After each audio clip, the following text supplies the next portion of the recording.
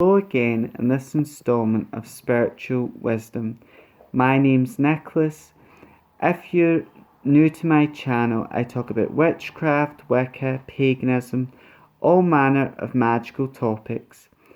And if you've been here before, welcome back. Don't forget to like, subscribe, and always click the bell icon so you'll be notified when I make any new videos. Now I know we're past the winter solstice.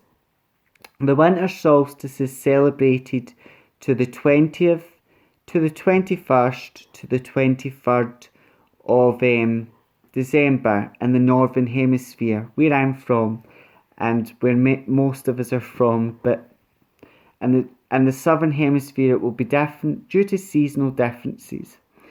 But people in this, and many of us modern pagans, may celebrate the winter solstice at the 1st of December or a different date, or when we feel able to celebrate it.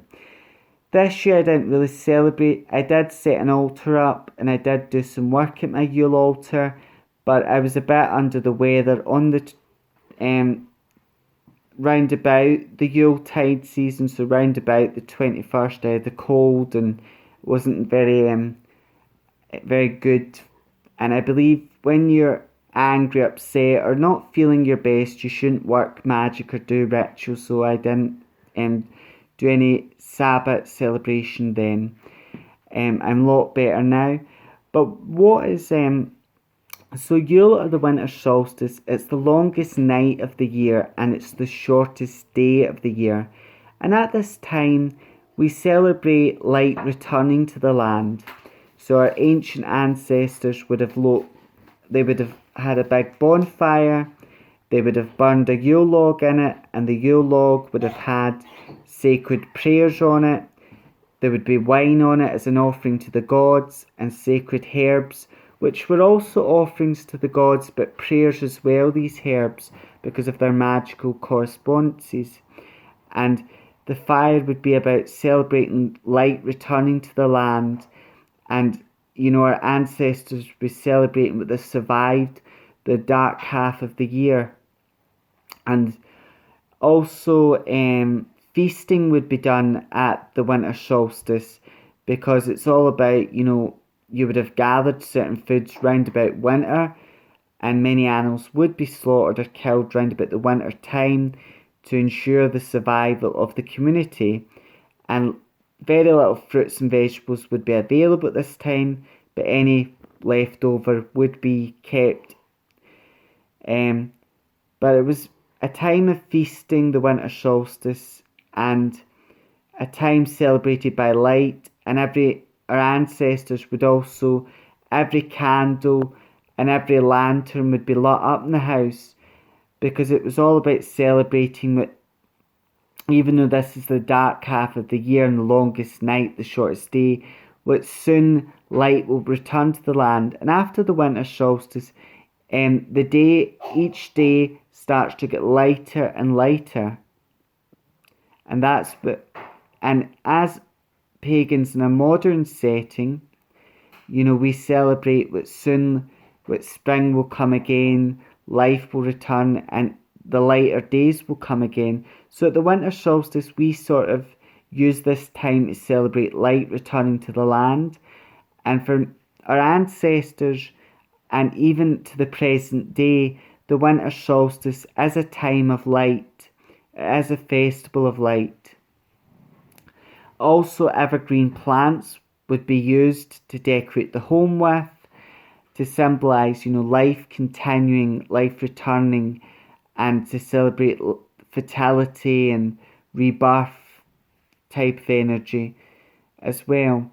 And many of the symbols we see at Christmas, such as the bringing a tree into the home, decorating the home with evergreens, these are all sort of pagan customs. Even Santa Claus has pagan origins, because, I believe it was Odin, or there'd be some type of god or spirit that came down to the chimney who gives good children gifts, and, not so good children maybe something unpleasant. and people would leave offerings and gifts out for that spirit or deity as our ancestors did. But the and then the Christian religion sort of took a lot of these pagan origins and made them into what we now know, to make it easier for many of the pagans to convert to Christmas. But regardless of that, it is a wonderful time, the winter solstice as well, and we celebrate it as a time of light and rebirth, and the sun returning to the land as well, just as our ancestors did. But again, that being said, there will be similarities with how our ancestors celebrated the winter solstice and differences in today's world as well.